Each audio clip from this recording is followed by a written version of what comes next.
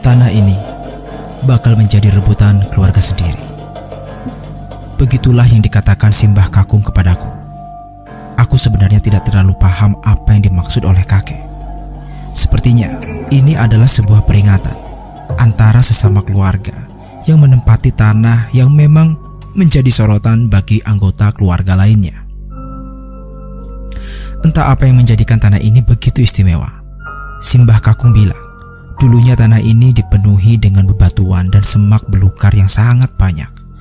Untuk membuka lahan tersebut, Simbah Kakung bersama dengan Simbah Uti membuka lahan tersebut dengan bersusah payah. Kebetulan di sana terdapat harta karun. Mereka menyebutnya sebagai lambehan gunung. Tanah itu ternyata memiliki tuah dan keberkahan bagi keluarga Simbah Kakung sendiri. Di sekitaran gunung lambehan tersebut, banyak orang pintar yang mengincar tanah itu untuk keperluan pribadinya. Katanya, jika orang yang paham, mereka akan mendapatkan lelakon ataupun nasib yang baik. Secara fisik, tanah itu memang berbeda dengan tanah-tanah lainnya. Gundukan tanah di sekitarnya menjadikan tanah ini memiliki kesan spiritualis tersendiri. Tidak heran, banyak dukun-dukun yang sesekali menengok tanah ini untuk mengetahui hal yang sangat langka dan jarang ditemui di sekitaran tempat mereka. Pagi itu, aku bersama dengan keluargaku sedang makan bersama. Kami membiasakan adat dan kebiasaan ini untuk menjalin hubungan baik antara sesama anggota keluarga. "Dok, kalau makan tolong dihabiskan," pesan Simbah Uti kepadaku. Walaupun terkesan sangat rewel, Simbah Uti adalah yang paling peduli terkait makanan. Apalagi makanan itu dicari dan diambil dari hasil jerih payah ibu. Namaku adalah Putri. Aku adalah anak pertama dari pasangan Pak Handoyo dan Ibu Sukmawati. Aku memiliki seorang adik bernama Cismoyo. Adikku ini bisa dibilang memiliki keistimewaan dari anak-anak lainnya. Berbeda denganku, Cismoyo bisa mengetahui sesuatu hal yang memang berkaitan dengan mistis. Ya, bisa dibilang dia adalah satu-satunya dari Trah Simbah yang memegang keilmuan leluhur secara turun-temurun. Sampai suatu ketika, rumah kami kedatangan sosok makhluk tak kasat mata. Makhluk tersebut bertengger tepat di atas rumah kami. Hal ini diketahui oleh Cismoyo sehabis dirinya pulang dari sholat maghrib di surau atau musola dekat rumah. Kata Cismoyo, sosok tersebut merupakan sosok kiriman yang memiliki taring yang panjang. Di kepalanya terdapat 2 tanduk. Sorotan matanya memerah menyala seperti lampu pijar yang dinyalakan di kegelapan malam.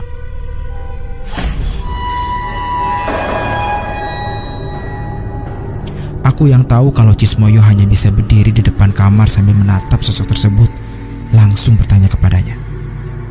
"Hei dek, kamu lihat apa?" tanyaku. "Mbak, di atas rumah kita ada genderuwo." Mendengar ucapan yang dilontarkan Cismoyo, aku langsung buru-buru menutupi matanya. Namun, Cismoyo dengan cepat meminta kepadaku untuk melepaskannya. "Mbak, lepaskan aku. Genderuwo itu mau menyerang Simbah Kakung dan Simbah Uti." Namun, aku tidak mau melepaskan pelukan eratku yang menutup wajah bocil berusia 10 tahun ini.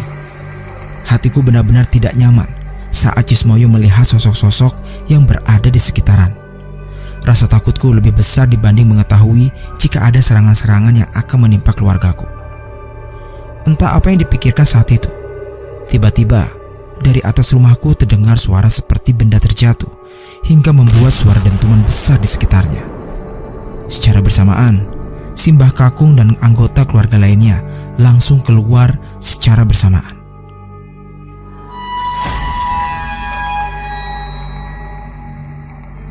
"Ada apa, Dek?"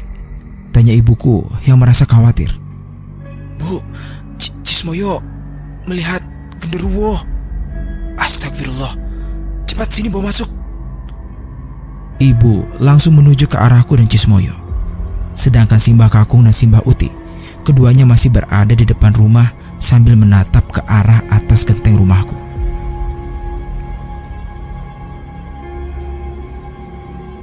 Dalam hitungan menit, tubuh Cismoyo sudah berubah suhunya. Sekarang, dirinya merasa tidak enak badan. Ada sesuatu yang benar-benar mengganjal di tubuhnya sampai-sampai dirinya terkena demam. Ambilkan air hangat.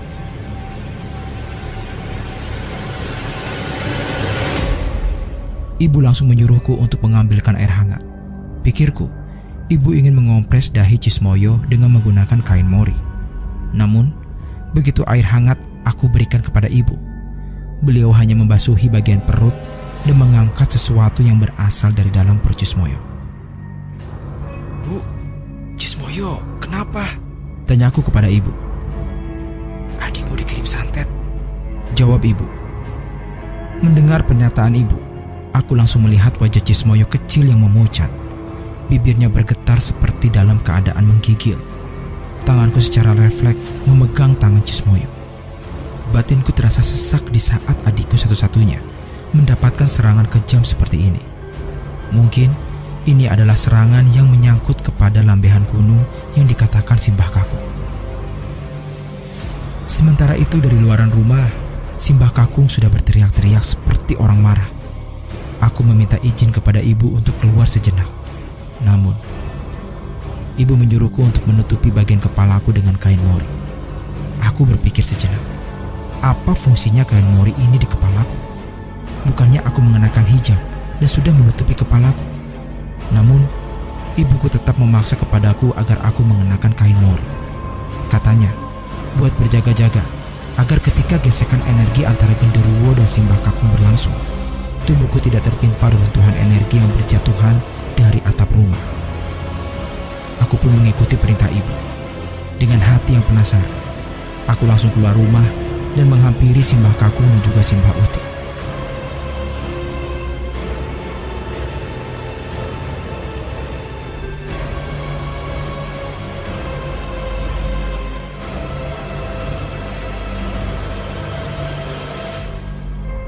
Simbah Uti yang merasa khawatir dengan keadaan Cismoyo langsung menanyakan keadaannya. Cismoyo aman. Lagi diberesin sama ibu mbah. Ikat kain morinya sampai ke belakang. Takut kejatuhan. Simbah Uti membereskan pakaian kain moriku di kepala. Aku sempat bertanya juga kepada Simbah, mengapa dirinya tidak mengenakan kain mori yang sama? Apakah karena Simbah Uti sudah terlindungi?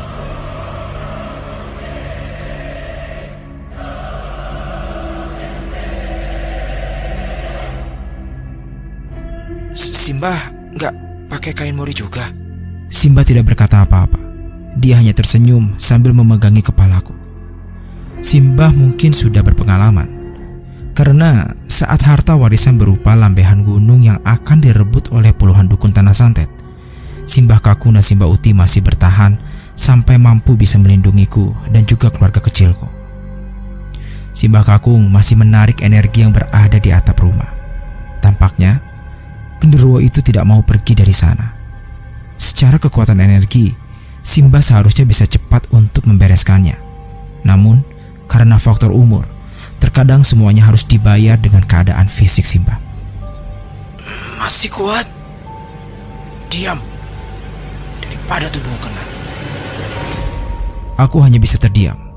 Aku sendiri tidak bisa melihat sosok genderuwo yang dimaksud Cismoyo dan yang dilihat Simbah Kakung dan juga Simbah Uti.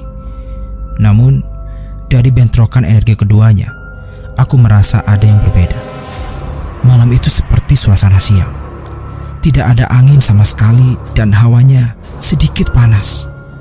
Aku tahu, mungkin efek dari bentrokan energi keduanya lah yang menjadikan perubahan suhu di sekitarnya. Setelah setengah jam kemudian, tiba-tiba 5 buah genteng terjatuh dari atap rumah. Simbah Uti langsung menarikku untuk mundur beberapa langkah. Kenapa mbah? Genderuwonya jatuh. Aku tak paham maksudnya. Apakah karena genderuwo itu kalah dari energi yang dibentrokan bersama dengan Simbah Kakung, sampai-sampai dirinya terjatuh sungkur di tanah dengan membuat pertanda runtuhnya 5 genteng dari atap rumah. Tapi aku mendengar dengan jelas suara eraman seperti hewan buas yang berada tepat di depan rumah. Tiba-tiba ibu mengintip lewat jendela. Simbah Uti langsung memperagakan kedua tangannya sebagai tanda untuk menutup pintu rumah. Ibu hanya mengangguk paham. Ia pun langsung menutup pintu secara perlahan dengan posisi duduk. Mula-mula, ia menutup bagian kiri pintu. Lalu dengan cepat, tubuhnya langsung berpindah ke arah kanan pintu dan menutupnya dengan rapat. Simbah Kakung sudah mulai terasa tidak beres dengan tubuhnya. Dari dahi dan juga lehernya, keringat bercucuran sangat banyak. Simbah Uti tahu, tubuh Simbah Kakung sudah tidak mampu untuk menopang besarnya energi yang dikeluarkan oleh sosok genderuwo kiriman tersebut. Sudah, aku yang lawan. Simbah Uti langsung bergerak ke depan. Sedangkan Simbah Kakung, ia mundur ke belakang sambil memegangi dadanya yang terasa panas. Aku pun langsung membantu Simbah Kakung untuk terduduk lesehan di tanah. Dari hidungnya keluar sedikit darah sebagai bentuk bentrokan fisik yang memang sedikit parah. Kini tinggal Simbah Uti yang bergerak untuk melawan genderuwo yang masih berada di depan rumah. Hari itu, aku melihat Simbah Uti seperti prajurit perang yang begitu gagah. Tubuhnya yang tegap beserta kuda-kuda yang benar-benar kuat membuatku terpesona dengan keilmuan yang dimiliki oleh kakek dan nenekku. Tangan Simbah Uti juga benar-benar bertenaga. Ia menunjukkan jari telunjuknya ke arah depan rumah seperti hendak mengangkat sesuatu dari kejauhan. Mulutnya tetap berkomat-kamit mengucapkan sebuah mantra yang tidak aku kenali. Namun, secara perlahan, semenjak Simbah Uti yang maju ke depan, tiba-tiba semilir angin perlahan berhembus dan memberikan kesegaran. Langit yang awalnya tertutup awan kini terbuka lebar. Purnama benar-benar memperlihatkan kecantikannya. Dengan perlahan, Simbah Uti menatap ke arahku dengan mata yang telah mengeluarkan sedikit darah. Simbah tersenyum kepadaku dan berkata, "Wes rampung, Dok." Tiba-tiba, tubuhnya langsung tergeletak jatuh.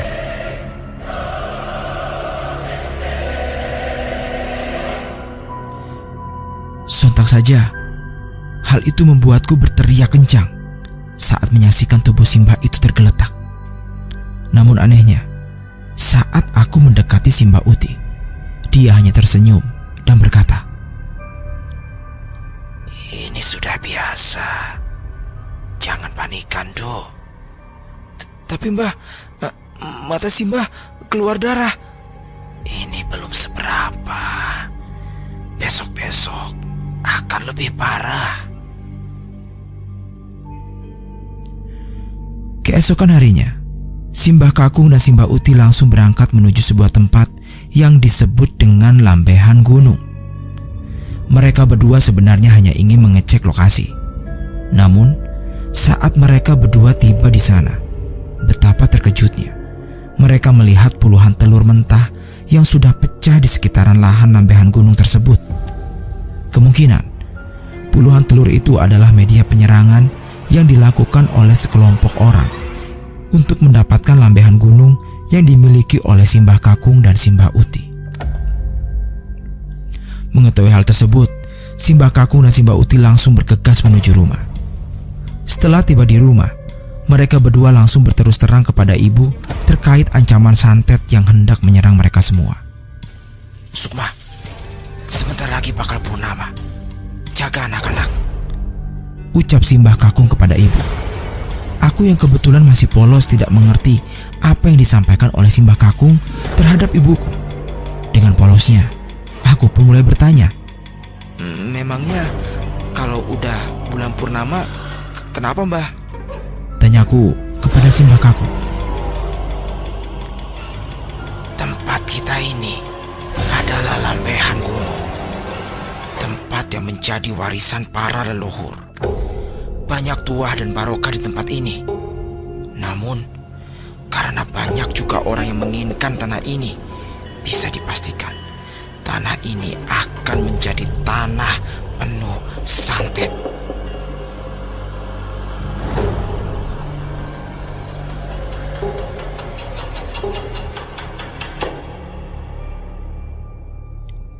Lambehan gunung yang dimaksud oleh Simbah Kakung adalah tempat bertemunya lempengan tanah dengan di hadapannya langsung menghadap sungai.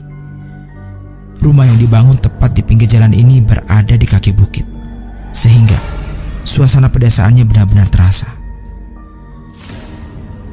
Karena tempat ini bersih dan bertua, banyak orang yang menginginkan tempat ini. Bisa dibilang, tanah warisan ini sedang diperebutkan banyak pihak, baik dari keluarga sendiri ataupun orang-orang yang menginginkan tanah itu dengan berbagai ambisi. Namun sekali lagi, Simbah Kakung dan juga Simbah Uti tidak menginginkan tanah itu jatuh ke tangan-tangan kotor yang dipenuhi dosa dan nafsu belaka. Jika tanah ini sampai jatuh ke orang yang salah, maka keseimbangan tanah Banyuwangi akan bergeser.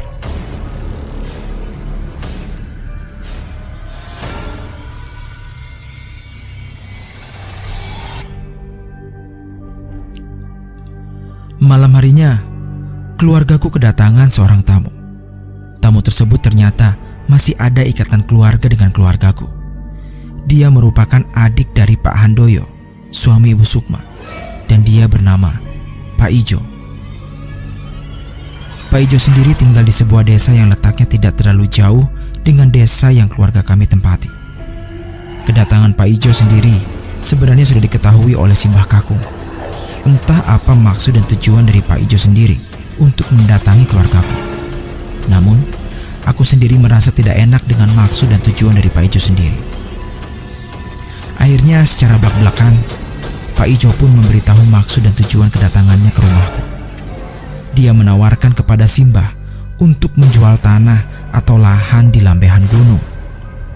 Pak Ijo merasa tertarik dengan lahan atau tanah yang berada di lambehan gunung karena memiliki daya tarik sendiri.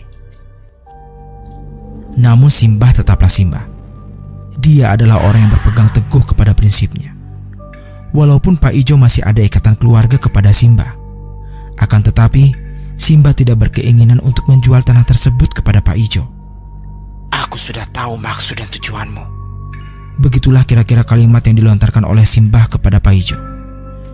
Aku sendiri langsung melihat raut wajah Pak Ijo saat Simbah mengucapkan kalimat yang sangat menusuk itu. Seketika, raut wajah Pak Ijo menjadi tidak senang.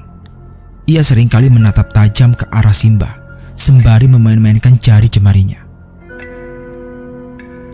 "Sampai kapan tanah itu dipertahankan? Mas Handoyo juga mesti mendapatkan bagian dari hak warisnya," ucap Pak Ijo dengan nada tinggi. "Itu hak Handoyo, kakakmu. Kau tidak mendapatkan hak sedikit pun untuk mendapatkan tanah lambehan gunung," jelas Simbah Kakung. Pak Ijo pun menggebrak meja dengan kencang, sampai-sampai aku dan Cismoyo langsung berlindung kepada ibu karena ketakutan. "Mbah, tanah itu tanah incaran. Tanah yang ingin dimiliki oleh para dukun di tempat ini. Jika Simbah tidak mewariskannya kepada keluarga, tanah itu akan direbut oleh para dukun," jelas Pak Ijo. "Tanah itu bakal aku turunkan kepada cucuku." Pak Ijo langsung menatapku dan juga Cismoyo. Ia langsung tertuju kepada aku dan Cismoyo sewaktu Simbah memberitahu bahwa lambehan gunung akan diwariskan kepada salah satu cucunya. "Mbah, mereka masih kecil. Mereka tidak pantas untuk mendapatkan hak warisan tanah lambehan itu."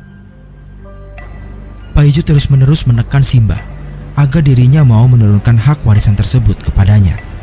Akan tetapi, sekali lagi, pertama kalinya dalam hidupku mendengar sebuah kalimat yang mampu membuat mental seseorang jatuh. Simbah yang dikenal dengan kemampuan sabdo tadinya itu mengatakan hal yang sejujurnya kepada Pak Ijo. "Aku tahu kamu adalah bagian dari dukun tersebut. Kamu bersekutu dengan mereka agar mendapatkan lambehan gunung. Telur-telur yang berada di sekitaran lambehan gunung adalah hasil perbuatan jahatmu. Sekarang atau nanti, ambisimu untuk mendapatkan lambehan gunung semakin besar. Maka dari itu, aku tidak akan menurunkan lambehan gunung kepada mereka yang memiliki niat jahat." Mendengar hal itu, Pak Ijo langsung meninggalkan rumahku. Dia langsung menatap ke arah atap rumah sembari berkata kasar, seperti mencaci maki sesuatu yang ada di atas rumahku. Saat aku bertanya kepada Cismoyo terkait apa yang terjadi dengan Pak Ijo, dia pun langsung menjawab, "Genderuwo itu adalah kiriman dari Mas Pak Ijo." Simbah Uti mulai bangkit. Ia membuka pintu rumah selebar-lebarnya. Tampaknya menghirup angin segar menjadikan tubuh Simbah menjadi agak membaik. Lambehan gunung adalah berkah Tuhan. Tidak semua orang mampu menjaga dan merawat lambehan gunung. Namun itu juga berlaku bagi orang yang terikat dengannya. Siapa saja yang terikat dengan lambehan gunung, maka ia harus siap mengitari beberapa resiko yang sulit untuk dicegah. Jelas Simbah Uti. Padahal lambehan gunung hanya lahan biasa, lahan yang dibuka untuk akses jalan dan lain sebagainya. Namun mengapa orang-orang yang berilmu hitam seperti dukun dan lain sebagainya selalu mencampuri urusan keluargaku untuk terus menciptakan ambisinya? Simbah Kakung yang tidak kuat dengan pembahasan tersebut akhirnya masuk ke dalam kamar. Mungkin tidak akan ada habisnya jika membahas lambehan gunung kepadaku yang belum paham sedikit pun akan dunia spiritual yang sangat mendalam. Namun karena adikku sendiri yang dinobatkan menjadi penerus dari lambehan gunung, maka ada banyak cara untuk bisa menghentikan hal semacam ini. "Bu, aku mau tanya satu lagi," ucapku. "Apa yang ingin kau tanyakan?" Tanya ibu. "Jika nantinya lambehan gunung jatuh kepada Mas Pak Ijo, bagaimana nasib Cismoyo dan keluarga kita?" Tanyaku. Ibu mulai memain-mainkan jarinya, seperti ada rasa gundah dan khawatir jika dirinya menjelaskan secara detail terkait akibat dan dampak yang akan terjadi jika tanah tersebut jatuh kepada Mas Pak Ijo.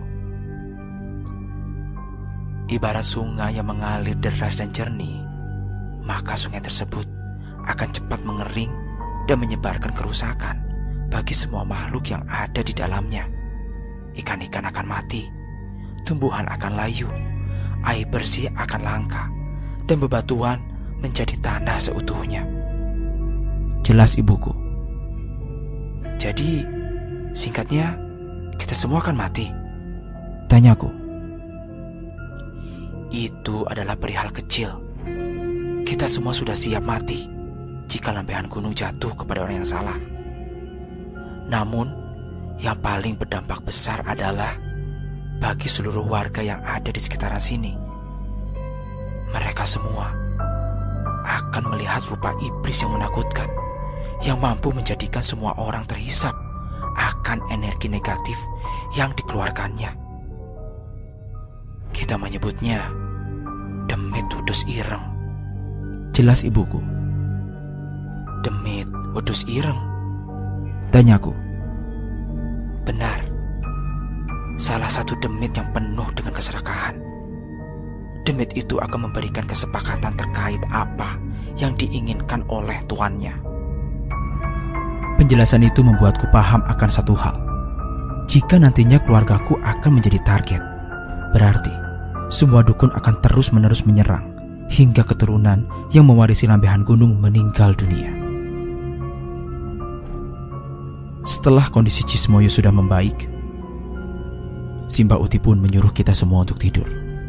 Semua penerangan di rumah dimatikan. Pintu dan jendela ditutup secara rapat. Malam itu, Simbah Uti langsung berbisik-bisik kepada Simbah Kakung di dalam kamar. Aku sengaja ingin mencari tahu apa yang dibicarakan oleh mereka berdua terkait penyerangan yang akan terjadi di saat Purnama mulai menampakkan diri.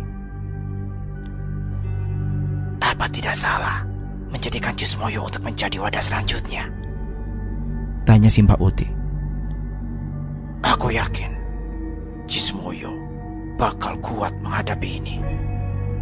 Simbah Uti merasa bimbang dengan keputusan yang telah Simbah Kakung putuskan untuk menjadikan Cismoyo sebagai wadah selanjutnya.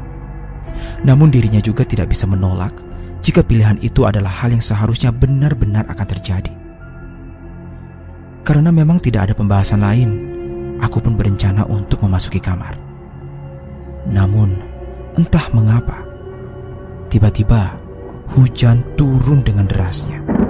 Kilatan petir pun memberikan cahaya yang jelas tepat di hadapan jendela yang tertutup gorden. Semakin petir itu menggelegar, semakin jelas bayangan yang berbentuk tepat di depan jendela rumah. Aku menangkap sebuah gambaran yang berbentuk secara nyata. Di sana, ada sosok bayangan hitam yang memiliki tanduk sembari membawa sesuatu yang berada di tangannya. "Ibu, itu siapa?" tanyaku sembari menuju ke kamar ibu. Aku langsung mengetuk pintu kamar ibu yang sedang meniduri Cismoyo. Tidak lama kemudian, ibu keluar sembari menanyakan apa yang baru saja aku lihat. "Bu, ada orang lain di depan rumah." Ibuku langsung menatap ke arah yang sama. Tiba-tiba, sosok bayangan yang bertanduk itu perlahan meninggalkan rumah. Ibu langsung mengetuk kamar Simbah Kakung dan Simbah Uti. Kami semua langsung panik saat itu. Pasalnya, kami mengira bahwa serangan tersebut telah usai. Akan tetapi, sesuatu yang baru saja datang merupakan apa yang baru saja kita obrolkan sebelumnya. Dia adalah sosok kiriman yang akan mengeksekusi keluarga kita satu persatu. Iblis dengan bentukan kepala kambing baru saja mendatangi kami tepat di mana hujan turun dengan derasnya. Bu, dia datang, Bu." Simbah Kakung dan Simbah Uti langsung keluar dari kamar. Mereka berdua langsung menanyakan apa yang baru saja terjadi. "Apa maksudnya? Demit itu datang di hadapan rumah." "Putri, kamu lihat sosok itu?" Aku hanya terdiam. Entah mengapa tubuhku benar-benar kaku. Aku tidak bisa menggerakkan sedikit tubuhku. Ternyata efeknya baru terasa ketika demit itu meninggalkan rumah. "Putri, jawab, Dok." "Sukma, ambil air hangat di belakang," teriak Simbah Kakung. "Astagfirullah, siapa yang mengirim demit itu di hadapan rumah? Ini sudah malam," jelas Simbah Uti. Tidak lama berselang, ibu mendatangi Simbah sembari membawakan air hangat. "Ini, Bu." Aku dipaksa meminum air hangat dengan posisi mulut yang sangat kaku dan tidak bisa digerakkan. "Buka mulutmu, Nak. Buka mulutmu." Tetap saja, aku tidak bisa membukakan mulutku. Aku rasa mulutku terkunci saat itu. Pandanganku juga sudah mulai kabur. Pendengaranku hilang sesaat. Apa yang terjadi denganku saat itu? "Duh, buka mulutmu." "Putri, istighfar, Nak. Istighfar." Semuanya benar-benar risau dengan keadaanku yang saat itu. Aku tidak bisa melakukan apa-apa selain tenggorokanku ditekan hebat oleh Simbah Kakung hingga mulutku akhirnya terbuka sedikit. "Masukkan airnya, sekarang," teriak Simbah Kakung. Ibu langsung memasukkan air itu ke dalam mulutku. Ajaibnya, aku langsung sadarkan diri dan berteriak seperti orang ketakutan. Ibu, Bu." "Ibu di sini, Duk." Ibu langsung memeluk tubuhku. Ibu tahu jika aku merasakan ketakutan yang benar-benar hebat, sampai-sampai sukmaku sulit untuk dikembalikan.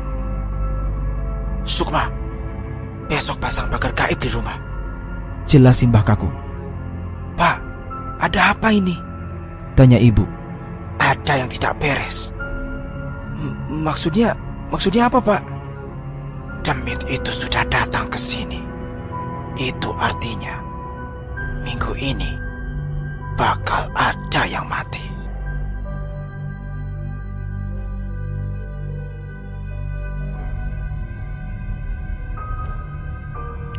Keesokan harinya, Simbah Kakung dan Simbah Uti langsung menanam beberapa katalis yang digunakan untuk menghindari serangan tersebut. Mereka berdua biasa menggunakan bambu kuning untuk memagari rumah dan seluruh tempat tempat yang berada di sekitaran. Terdapat 4 bagian dipasangkan bambu kuning di sekitaran rumah. 2 berada di bagian depan dan 2-nya lagi di bagian belakang. Sudah tak pasang, tidak mungkin ada serangan lagi, jelas Simbah Kakung. Kami semua memasang bambu kuning tersebut dengan keyakinan agar kami bisa mendapatkan perlindungan dari Tuhan melalui katalis atau perantara yang kali ini pilihannya adalah bambu kuning. Saat dimana mereka semua merasa tenang, justru aku merasa tidak tenang. Aku merasa serangan itu pasti akan kembali lagi. Kemungkinan ini akan menjadi sesuatu yang lebih menakutkan dan menyeramkan. Bah, kalau bambu kuningnya dilepas, apa yang akan terjadi dengan rumah kita? Tanyaku. Simbah Kakung langsung menatap Simbah Uti dan Ibu. Mereka bertiga tidak percaya jika aku memberikan pertanyaan yang sangat mustahil untuk dipertanyakan kembali. Bambu kuning ini dipercaya sebagai penyerap energi dan pagar gaib dari segala serangan yang tidak kasat mata. Nenek moyang kita menggunakan ini untuk menghindari apapun jenis santet. Simbah Kakung menatap lahan lembahan gunung yang sudah terlihat mulai bermekaran bunga-bunga di sana. Selama bambu kuning ini tidak dilepas, maka kita semua akan aman dan terhindar dari serangan santet. Akan tetapi, jika bambu kuning ini dilepas dan dipaksa, maka kita semua bisa mati. Mbah, apakah tidak ada cara lain untuk lari dari serangan santet ini? Kenapa keluarga kita yang terkena imbasnya hanya karena ingin melindungi sebuah lahan? Putri, bapakmu dulu pernah bertanya seperti itu. Namun dia meninggal dunia saat ingin memasang kembali bambu kuning di 4 sudut rumah. Jadi, ini adalah cara satu-satunya yang bisa kita lakukan. Aku tidak mengerti mengapa ada orang sejahat itu melakukan ini semua demi mendapatkan lahan lembahan gunung. Sekarang, jaga adikmu. Leluhur kita mempercayakan lembahan gunung ini kepada Cismoyo, jelas Simbah Kakung. Sembari berjalan ke arah rumah, aku masih menatap patok dari bambu kuning yang masih tertancap basah di beberapa tempat di sekitaran rumah kami. Jangan lupa, besok malam akan purnama. Jadi hati-hati. Siapa tahu serangannya mulai terjadi. Besok adalah purnama. Aku tak pernah berpikir bahwa semua keluargaku akan hilang satu persatu. Ibu, Cismoyo, Simbah Kakung dan Simbah Uti. Mereka semua adalah harta yang paling berharga dibanding lembahan gunung. Aku mempercayakan mereka sampai-sampai aku sendiri tidak mengetahui apa yang harus aku perbuat untuk bisa menyelesaikan permasalahan ini.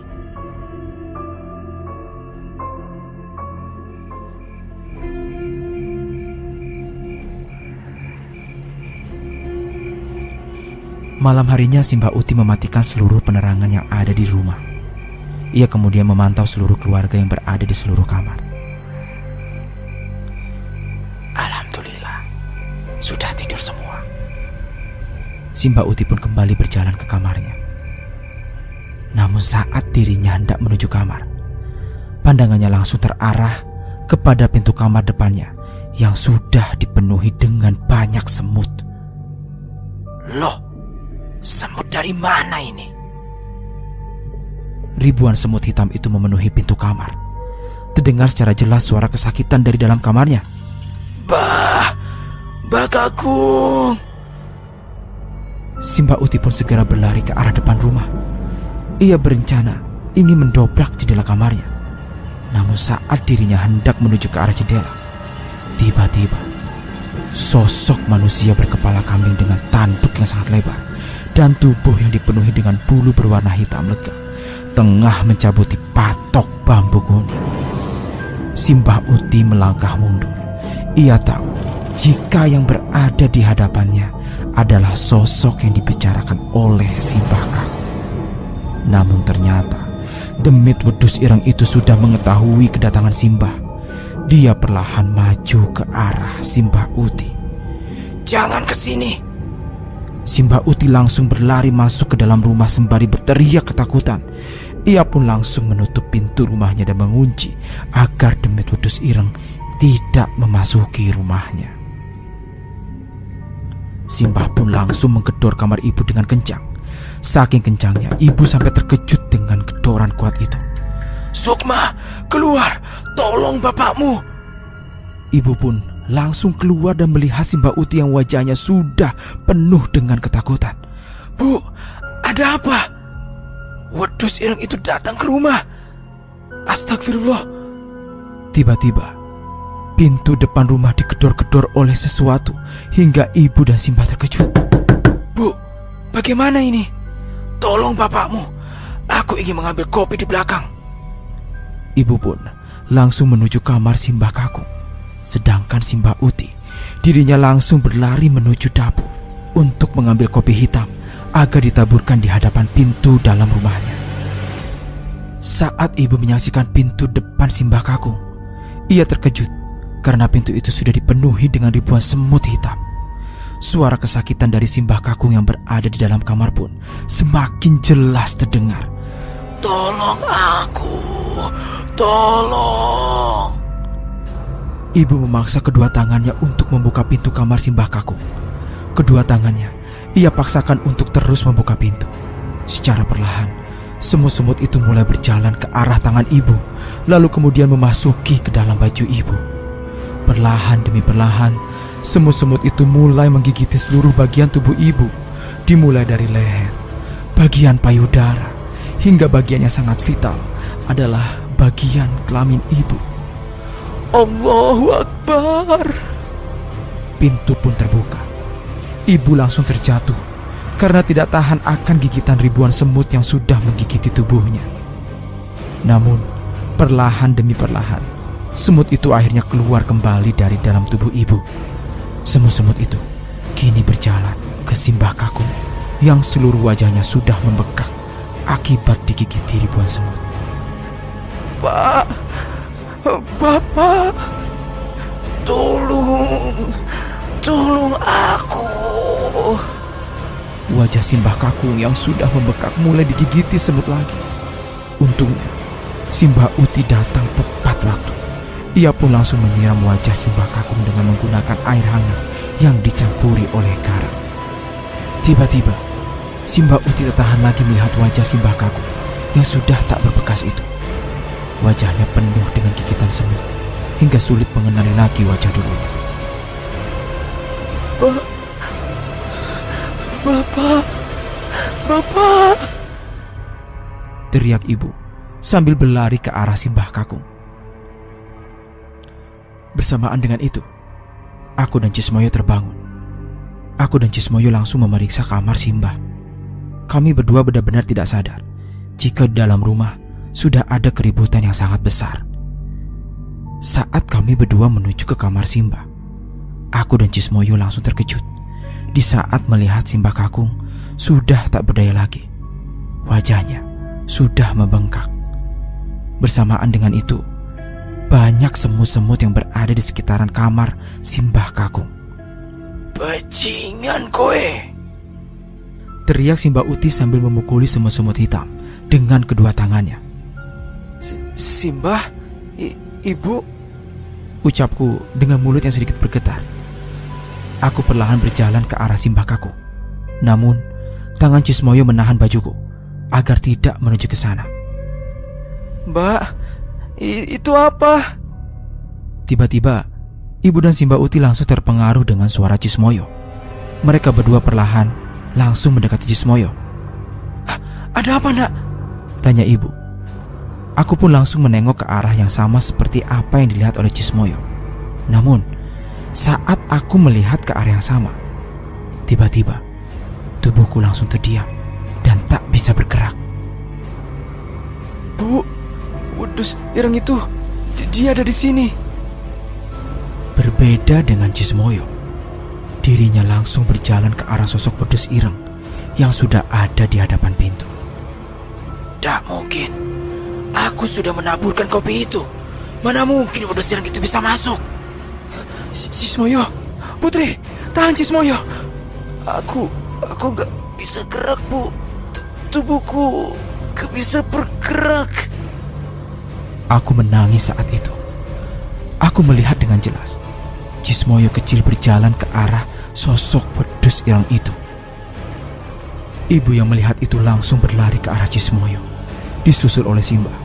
Mereka berdua langsung membuka pintu rumah dan berusaha untuk menyelamatkan Cismoyo. Namun hal yang tidak terduga terjadi. Tepat di luaran rumah telah berdiri puluhan demit dengan beraneka macam bentuknya. Dimulai dari sosok genderuwo hingga para kroconya, dan juga banyak sosok-sosok lain yang sudah menyambut kedatangan Cismoyo. Nak, pulang, jangan ke situ, teriak ibu. Aku menyesal karena tidak bisa bergerak sedikit pun. Aku merasa menjadi sosok kakak yang sangat gagal karena telah membiarkan Cismoyo berada di tangan para demit. Saat dimana Cismoyo digandeng oleh sosok wedus ireng itu, tangan dari sosok wedus ireng itu pun mengarah ke arah kedua mata Cismoyo.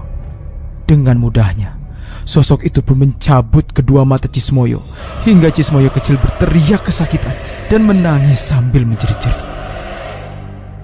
Dengan mudahnya, sosok itu pun mencabut kedua mata Cismoyo hingga Cismoyo kecil berteriak kesakitan dan menangis sambil menjerit-jerit. Secara perlahan, kabut pun langsung menutupi mereka semua. Cismoyo pun terjatuh ke dalam tanah sambil memegangi kedua matanya yang sudah diambil oleh sosok wedus ireng tersebut. Ibu dan Simbah Uti pun langsung berlari ke arah Cismoyo sewaktu puluhan demit itu menghilang. Aku yang masih berada di dalam rumah akhirnya terjatuh saat mereka semua menghilang. Tubuhku langsung melemas seketika. Kepalaku merasa seperti ditusuk-tusuk oleh jarum hingga mencapai puncak pening yang sangat menyakitkan. Saat dimana ibu membawa Cismoyo untuk masuk ke dalam rumah, Simbah Uti masih terdiam sambil memperhatikan satu bayangan manusia yang berdiri tepat di belakang pepohonan. Lalu lambat laun, bayangan itu memudar dan menghilang begitu saja. Aku sudah tahu siapa pelakunya, ucap Simbah Uti.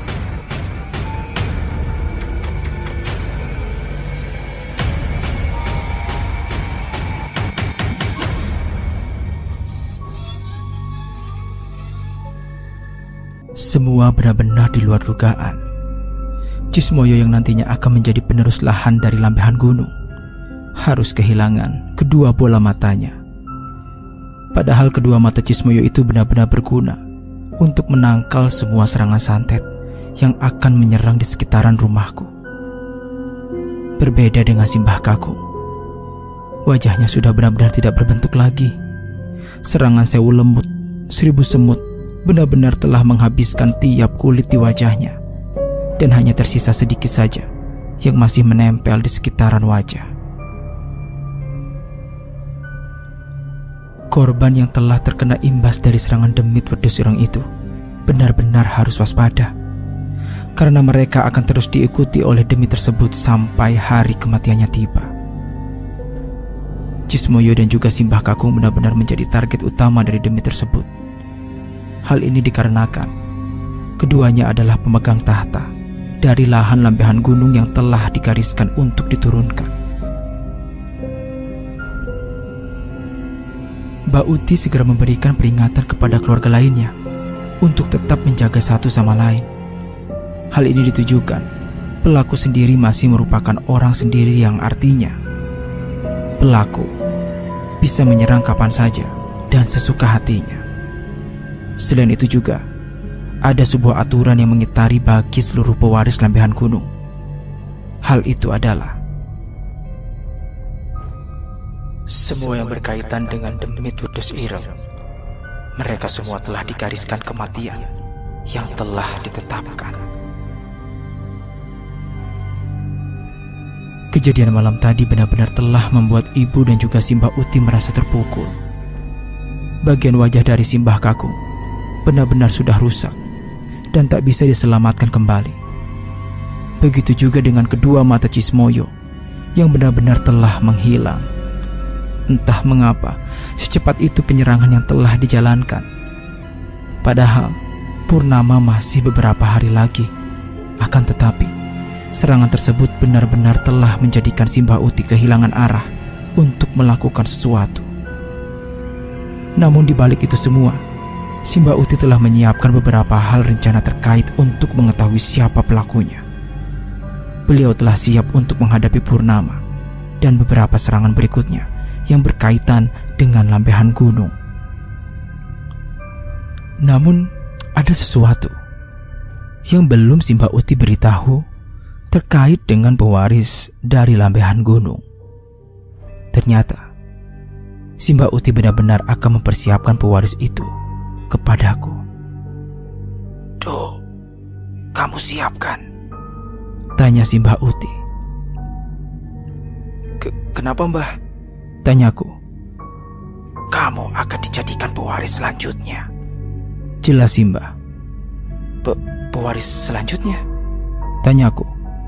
"Benar, kamu akan menjadi pewaris selanjutnya," jelas Simbah dengan tatapan yang benar-benar tajam. Aku tidak tahu apa yang harus aku lakukan jika memang benar-benar akan dijadikan sebagai seorang pewaris selanjutnya dari lahan lambehan gunung. "Bah, kenapa aku harus menjadi pewaris selanjutnya? Lalu, bagaimana dengan nasib Cismoyo dan Simbah Kakung? Apakah mereka berdua bisa diselamatkan?" Simbah Uti tidak bisa berkata apapun terkait hal itu. Dia juga tidak bisa menjanjikan apapun yang terjadi saat ini. Simbah Uti hanya menginginkan kepadaku untuk menjadi pewaris selanjutnya dari pemegang lambehan gunung. "Untuk sekarang, kita fokus untuk merawat Cismoyo dan Simbah Kakung. Lalu kita akan meminta bantuan kepada keluarga lainnya yang masih terikat dalam lahan lambehan gunung."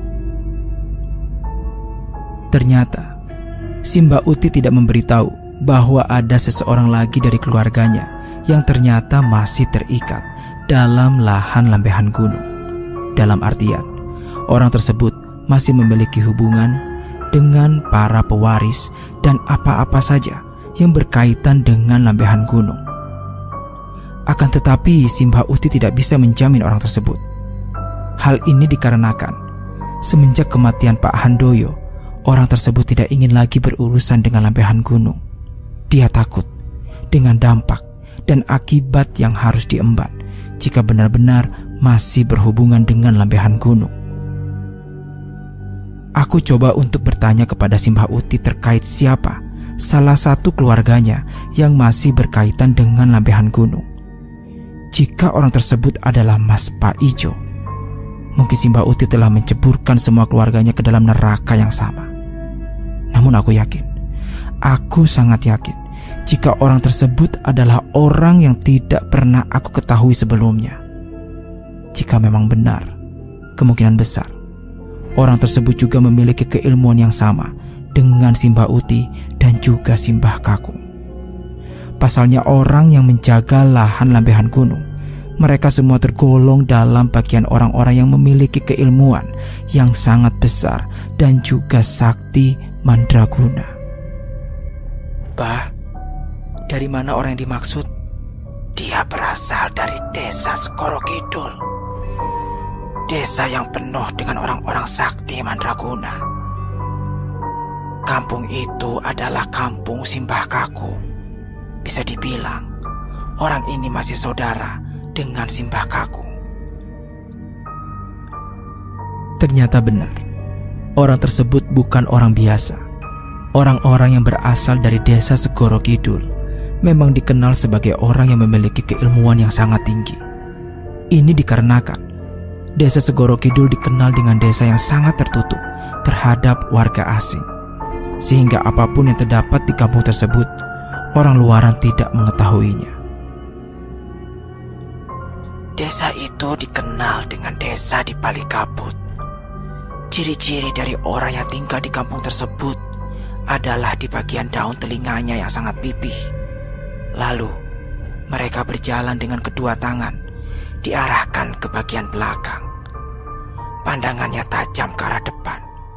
Kedua bola matanya mampu melihat orang yang ada di hadapannya sampai 4.000 hasta. Aku mengira apa yang dikatakan oleh si Mbak Uti hanyalah dongeng semata. Karena tidak mungkin orang bisa mampu melihat dengan jarak yang sangat jauh. Terlebih lagi, orang ini adalah orang yang sudah tua, dengan kedua tangannya selalu diletakkan di atas punggung.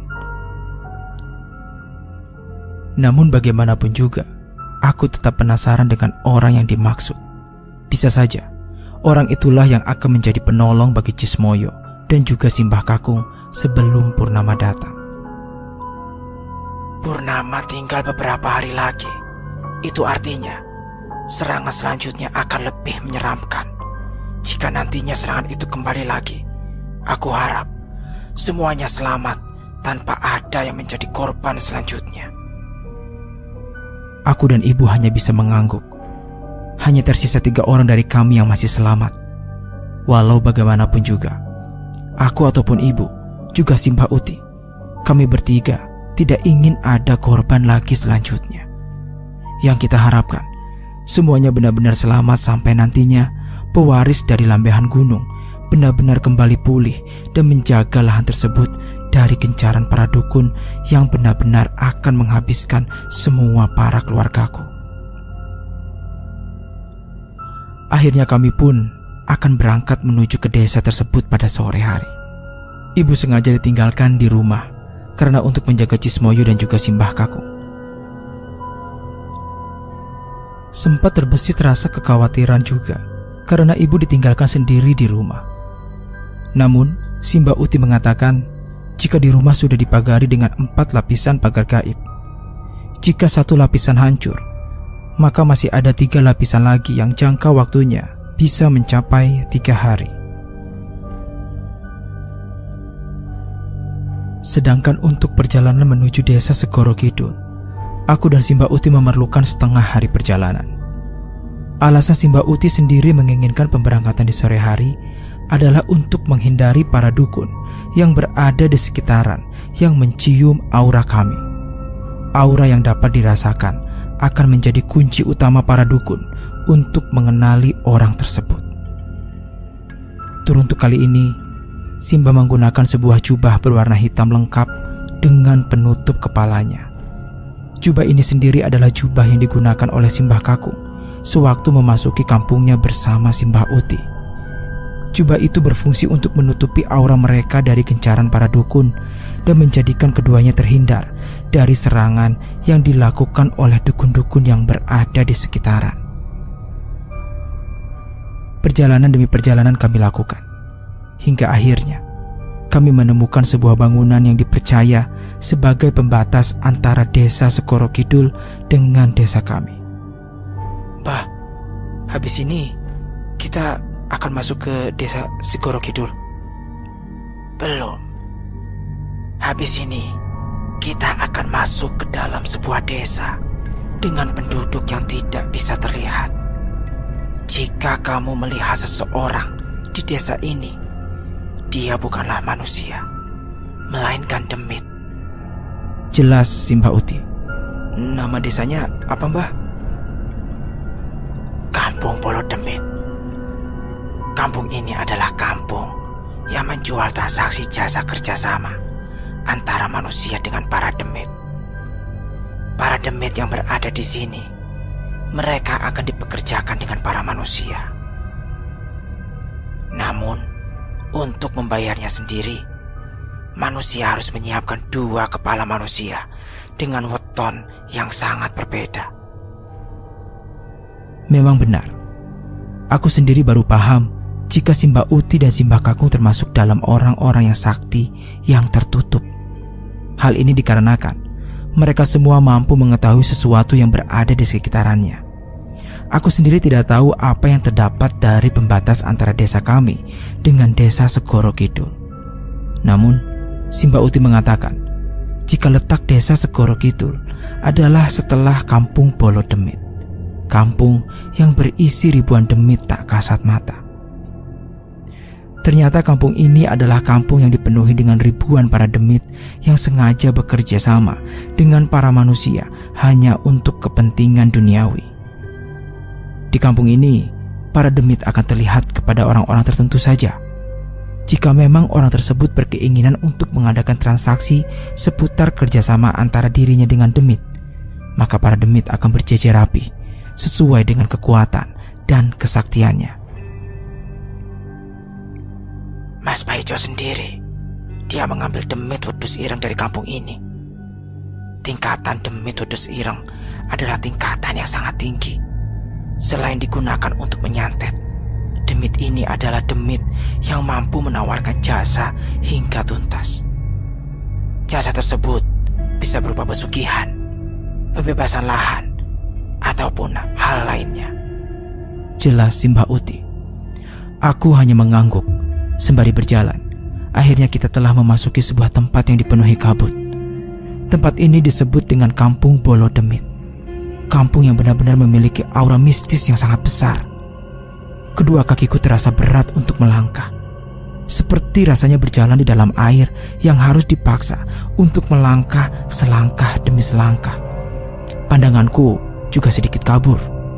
Terkadang, aku melihat ada sebuah bayangan yang sedang berdiri. Lalu tiba-tiba bayangan tersebut menghilang. Lalu aku mendengar seperti ada suara manusia yang menawarkan transaksi. Namun tidak lama kemudian suara tersebut menghilang kembali. Benar-benar kampung aneh. Aku dan Simbah terus berjalan serta fokus ke arah depan. Simbah juga telah mengisyaratkan kepadaku untuk tidak peduli terhadap apa yang ada di sekitaran. Hal ini ditujukan agar perjalananku lancar tanpa ada sesuatu yang menghalangi. Selain itu, jika ada seseorang yang memanggil namaku atau nama Simbah Uti, kami berdua dilarang untuk menjawab panggilan tersebut. Di tengah perjalanan, ada sayup-sayup bayangan yang melintas di dekat pepohonan. Bayangan hitam mengenakan jubah yang sama, ternyata sedang berdiri, seperti sedang mengobrol terhadap seseorang. Cepat sembunyi! Simbah Uti menarik lenganku menuju ke sebuah pepohonan yang tidak jauh dari situ. Aku dan Simbah Uti mengendap-endap sambil memperhatikan seseorang yang ternyata mengenakan jubah yang sama sepertiku. Siapa itu, Mbah? Jangan berisik. Dia adalah manusia yang sedang bertransaksi dengan demit. Kita tidak boleh diketahui keberadaannya oleh orang tersebut. Simbah masih memperhatikan orang tersebut.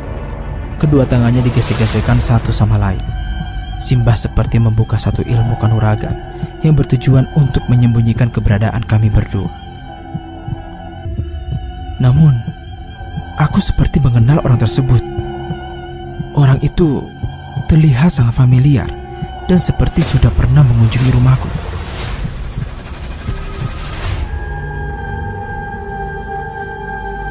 Mbah, itu Mas Paijo. Simbah langsung menyumpal mulutku dengan tangan kirinya. Sebelum aku tahu, ternyata Simbah sudah menyadari akan hal tersebut. Sudah kuduga, Mas Paijo adalah pelaku dari penyerangan ini. Firasatku tidak pernah salah.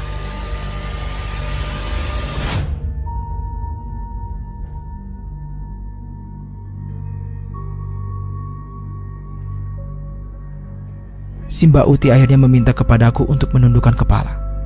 Sembari memperhatikan sekitaran, Simbah Uti melihat-lihat juga sekelilingnya yang sudah dipenuhi dengan kabut.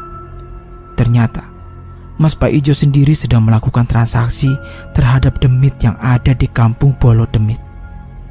Transaksi tersebut ternyata dilakukan di hari yang sama, di saat Simbah dan aku ingin menuju ke desa Segoro Kidul. Namun, ada sesuatu yang membuatku sempat berpikir aneh terhadap Mas Paijo. Bagaimana ia bisa mendapatkan jubah hitam tersebut?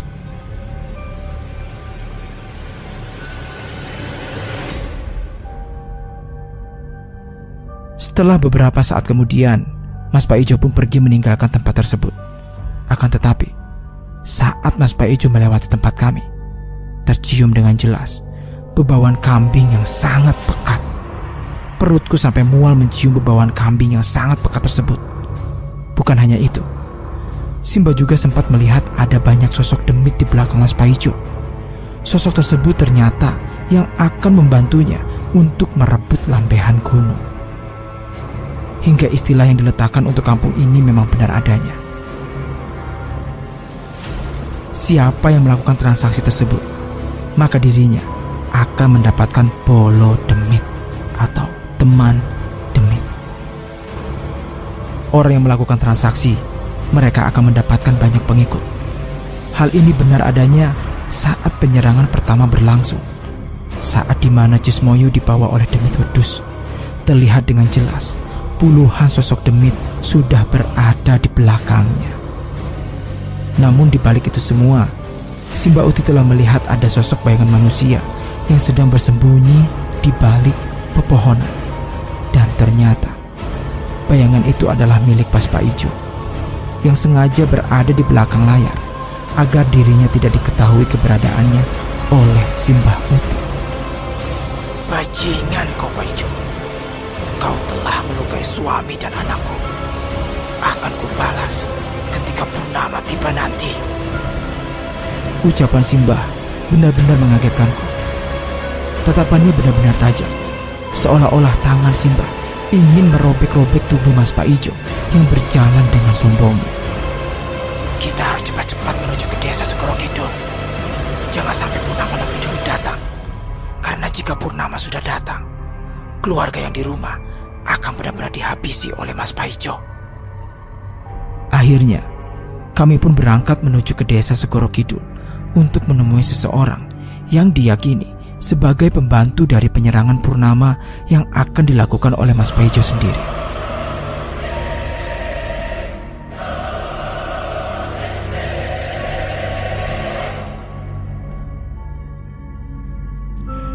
Perjalanan masih terus berlanjut. Kabut yang semakin tebal benar-benar telah menutupi pandangan kami. Namun hebatnya Simba, dia dengan jelas melihat arah depan walaupun tanpa penerangan sekalipun. Sampai akhirnya, ketika kita sampai pada sebuah tempat yang ditandai dengan sebuah penanda seperti sebuah tugu desa yang bertuliskan Desa Segoro Kidul. Aku dan Simba langsung memasuki desa tersebut. Dengan langkah perlahan, aku memperhatikan satu persatu rumah yang berada di sekitaran desa tersebut. Sempat terbesit dalam pikiranku bahwa penduduk di desa Segoro Kidul sangat tertutup dan tidak menyukai orang-orang asing. Hal ini dibuktikan saat ada seorang pria tua yang sedang berduduk di sebuah gubuk, lalu berlari sambil berteriak-teriak seperti orang ketakutan. Aku sempat bertanya kepada Simba apa yang terjadi dengan orang tersebut. Namun Simba hanya menjawab dengan tenang. Mereka baru mengenalimu. Jangan kagetan.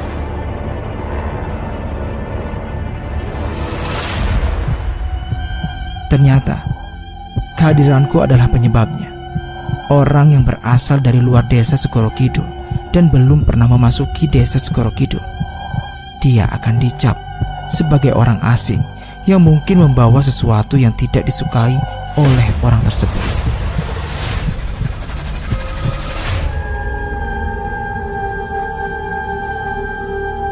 Sampai akhirnya Simba pun berhenti di sebuah rumah yang benar-benar sangat sunyi atmosfernya.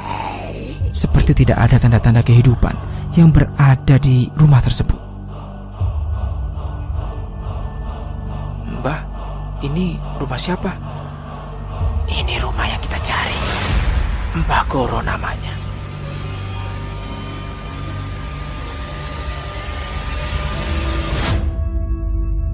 Kita akan meminta Mbah Goro untuk datang ke rumah kita agar bisa memberikan pertolongan untuk bisa melindungi lambehan gunung. Simba pun langsung mengetuki pintu. Namun dari dalam rumah sudah ada jawaban terkait apa yang kita inginkan. Kenapa dirimu masuk ke desa ini? Mbah Goro, lambean gunung wis diincer saking poro dukun. Aku datang ke rumahmu bersama dengan pewaris selanjutnya. Saat si Mbak Uti mengucapkan kata pewaris, orang yang bernama Mbah Goro langsung membuka pintunya. Aku sempat terkejut saat melihat Mbah Goro yang berbeda dengan manusia umumnya. Ini pewaris selanjutnya. Si Mbak Uti hanya bisa mengangguk. Mbah Goro dengan cepatnya langsung meraba kedua mataku dengan tangannya. Matanya bukan yang menjadi harapan dari lambean gunung. Ini bukan pewaris lambean gunung. Di saat Mbah Goro ingin masuk ke dalam rumah, tanganku refleks untuk menarik tangan Mbah Goro yang sudah hampir berjalan ke arah pintu rumahnya. Aku memang bukan pewaris dari lambean gunung. Adikku adalah pewaris utamanya. Namun, kedua matanya telah diambil oleh demit wedus ireng yang merupakan suruhan dari adik dari bapakku. Mbah Goro yang mendengar hal tersebut langsung berhenti. Kepalanya perlahan menengok ke arahku yang benar-benar seperti orang yang sedang mengharapkan pertolongan darinya. Masuk, jangan dibahas di sini. Aku dan Simbah pun langsung masuk ke dalam rumah Mbah Goro. Perlahan, aku menatap dalam rumah Mbah Goro yang masih sangat sederhana dan sama seperti rumah pada umumnya. Mbah Goro pun mempersilahkan kepada kami untuk duduk di tempat yang sudah disiapkan. Selain itu, dia juga membawakan 3 gelas teh hangat yang memang kebetulan sudah dipersiapkan terlebih dahulu. Diminum dulu. Aku dan Simbah langsung meminum teh yang telah disuguhi oleh Mbah Goro. Saat aku meminum teh tersebut, samar-samar rasanya sangat berbeda dengan teh-teh pada umumnya. Mbah, ini teh apa? Itu teh yang sudah diracik untuk menghilangkan bebauan yang ada di belakang kamu. Jelas Mbah Goro. Bebauan apa, Mbah? Tanyaku. Kamu sebelumnya sudah mencium bau kambing di desa Polodemit kan? Bau itu yang membuat orang-orang di desa ini tidak menyukaimu. Bau itu sangat tajam hingga membuat mereka yang ada di sini berteriak ketakutan. Aku baru menyadari, ternyata alasan utama warga yang aku temui itu berlarian sambil berteriak adalah karena dia mencium bebauan kambing yang menempel di tubuhku. Bebauan tersebut berasal dari demit wedus ireng. Bebauan ini sangat dibenci oleh seluruh penduduk desa Segoro Kidul. Bahkan kakekmu juga adalah orang yang dulunya pernah melawan demit tersebut.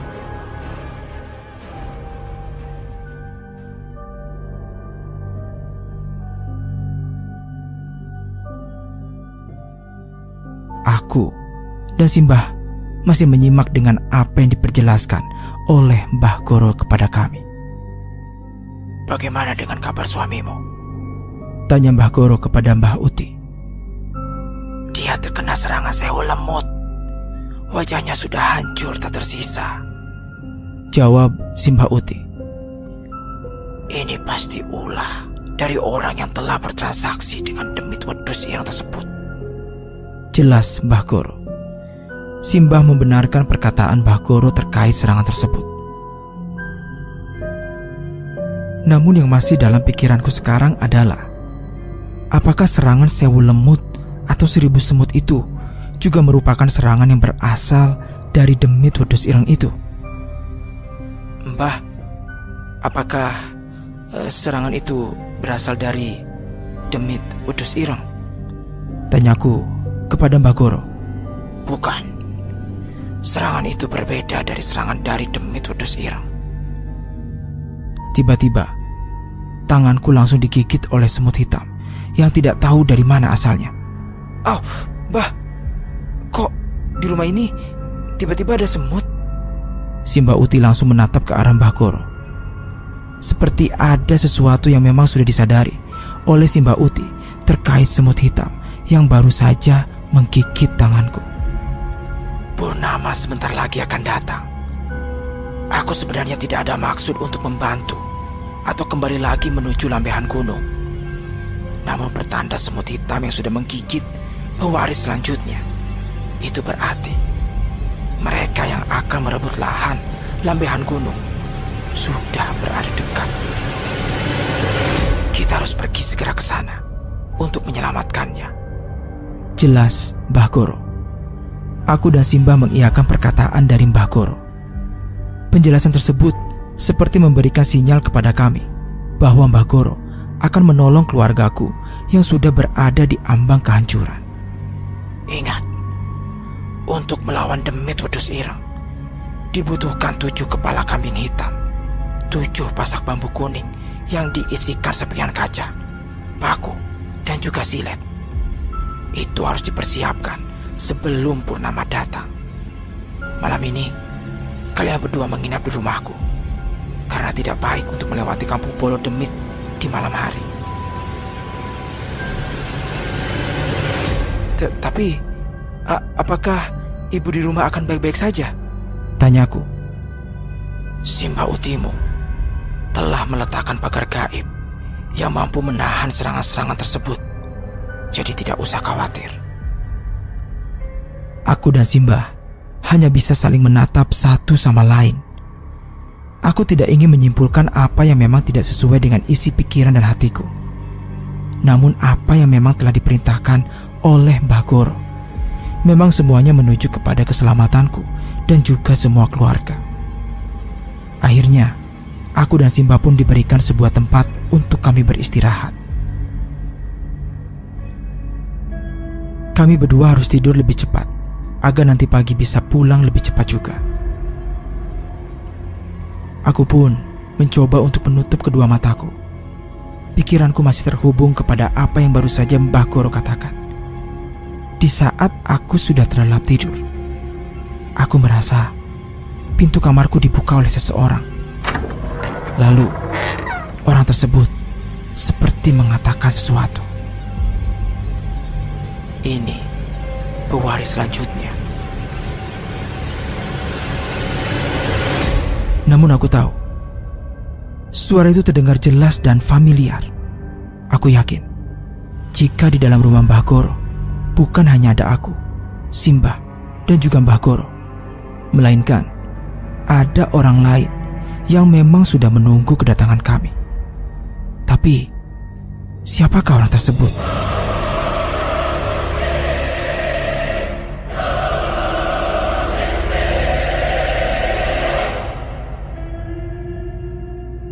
Pagi harinya, aku dan Simbah Uti terbangun.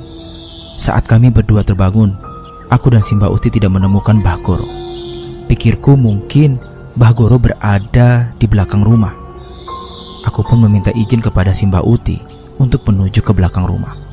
Niatku adalah ingin mencari Mbah Goro yang mungkin saja berada di belakang rumah. Namun saat aku terus berjalan ke belakang ruangan, aku dikejutkan dengan banyaknya darah yang berada di lantai serta bau busuk yang sangat menyengat. Semakin aku masuk ke belakang rumah, aku mendengar suara orang seperti sedang makan sesuatu. Namun anehnya, aku juga mendengar suara mulut yang mengkoyak sesuatu yang sedang dimakannya. Perlahan, aku berjalan menuju ke pintu belakang lagi. Di sana, aku melihat sebuah pintu yang terbuat dari bambu dan kemungkinan bahwa ada seseorang di baliknya. Saat aku ingin membukakan pintu, tiba-tiba ada seseorang yang menyentuh pundakku hingga membuatku terkejut. Mau kemana, Nduk? Tanya Mbah Goro. Mbah Goro? Ucapku. Ayo, ke depan saja. Tapi Mbah, Tadi saya dengar ada orang kayak lagi makan, tapi suara mulutnya seperti sedang mengkoyak daging. Itu perasaanmu saja. Aku pun masih menengok ke arah pintu tersebut. Perlahan, kulihat dengan jelas dari celah-celah pintu ada penampakan 2 bola mata yang berwarna sangat merah. Aku ingin mengatakan hal tersebut kepada Mbah Goro, namun anehnya mulutku seperti terkunci dan tidak bisa berkata apa-apa lagi. Sesampainya di ruangan depan, Mbak Uti langsung bertanya kepadaku, "Kamu habis dari mana, Dok?" "Habis dari belakang, Mbah, nyariin Mbah Goro," ucapku. Mbah Goro langsung terduduk di tempat duduk. Dia pun segera membuka obrolan terkait pemberangkatan untuk menuju ke lahan lambehan gunung. "Purnama sudah dekat?" tanya Mbah Goro. "Minggu ini akan ada purnama. Berarti semuanya sudah berangkat menuju ke lambehan gunung. Kita mesti berangkat hari ini." Si Mbak Uti hanya mengangguk paham. Aku hanya menunduk sambil memainkan kedua tanganku. Pikiranku masih memikirkan tentang siapa di balik rumah Mbah Goro. Jika memang benar apa yang aku prasangkakan sekarang, aku memiliki banyak pandangan terkait dengan sesuatu yang disembunyikan oleh Mbah Goro. Pertama, Mbah Goro memiliki perewangan atau jin peliharaan yang bertujuan untuk menjaganya. Yang kedua, Mbah Goro juga terlibat dalam kejadian purnama di lambehan gunung. Jika memang itu benar, berarti Mbah Goro adalah orang yang patut dicurigai keberadaannya. Siapa tahu kehadiran Mbah Goro dengan menyembunyikan apa yang dia miliki akan berdampak pada yang lainnya juga. Di sisi lain, bisa saja Mbah Goro berperan seperti orang baik dengan iming-iming membantu si Mbak Uti. Namun tidaklah lupa, Mbah Goro memiliki riwayat kehidupan bersama dengan Mbah Kakung. Lalu, ada alasan di mana Mbah Goro berpindah ke desa Segoro Kidul setelah lambehan gunung jatuh ke tangan keluarga Mbah Kakung.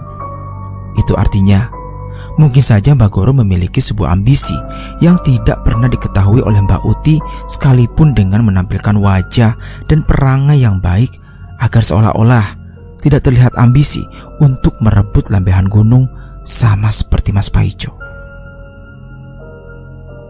Lalu dengan obrolan semalam yang belum pernah aku ketahui juga, Mbah Goro mengucapkan, "Ini pewaris selanjutnya," kepada seseorang yang tidak pernah aku ketahui.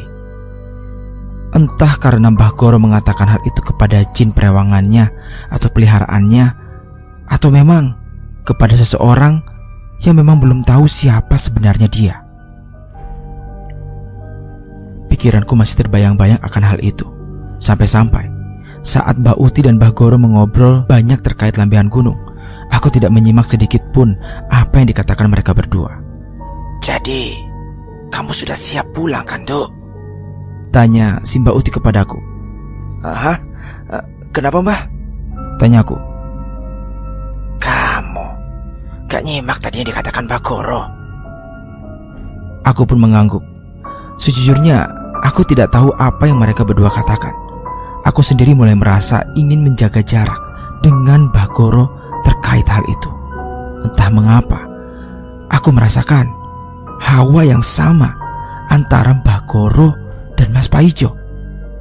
Mereka berdua seperti memiliki aura yang sama, aura pembunuh yang kuat. Selain itu, aku juga merasakan aura yang di luar nalar, aura keinginan diri untuk merebut lambehan gunung dan meratakan semua keluargaku. Dari tatapan Mbah Goro kepadaku, cara bicara dan hal lainnya, aku benar-benar merasakan hawa yang berbeda atau hawa perbedaan yang sangat mengerikan. Ingin rasanya aku memberitahu hal ini kepada si Mbak Uti, namun entah mengapa aku tidak bisa berkata apapun. Mulutku seperti terkunci dan tidak bisa mengatakan apapun terkait Mbah Goro kepadanya. "Yowis, ayo berangkat sekarang," ucap Mbah Goro. Aku pun mulai bangkit untuk mengikuti arahan dari si Mbak Uti dan Mbah Goro untuk berangkat menuju lambehan gunung. Kami bertiga berangkat dari desa Segoro Kidul saat matahari sudah sedikit naik. Di jam segitu, para warga sudah banyak yang pergi ke ladang. Mbah Goro mengatakan, warga desa banyak yang beraktivitas di pagi hari. Namun anehnya, jumlah orang-orang di desa ini sangatlah minim dan terbatas. Mereka semua berbeda dengan desa-desa lainnya yang kemungkinan banyaknya populasi warga. Desa ini terbilang sangat aneh karena tidak memiliki banyak penduduk. Dulu, desa kami menjadi incaran para pejabat karena memiliki kelebihan. Lalu, ketika sudah diperas semuanya, para warga di sini dibunuh dengan kejam. Karena itulah, Desa Segoro Kidul disebut juga sebagai desa di balik kabut. Mereka yang bisa memasuki desa ini adalah mereka yang memiliki ikatan kepada salah satu warga desanya. Jika tidak memiliki sebuah ikatan, maka mereka tidak mungkin bisa masuk ke dalam desa ini. Selama dalam perjalanan menuju ke desa atau kampung selanjutnya, yaitu Kampung Bolodemit, sepanjang jalan, aku mendengar sayup-sayup suara yang seperti menyambut kedatangan Bagoro. Wilujeng Sumping Pak, selamat datang.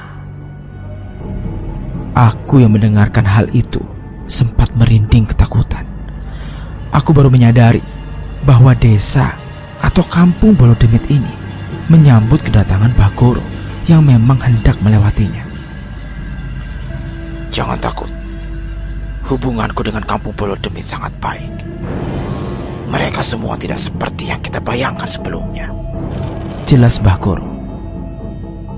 Jadi, tidak semuanya yang berada di tempat ini semuanya tertunduk kepada manusia yang ingin mengikatkan diri kepadanya.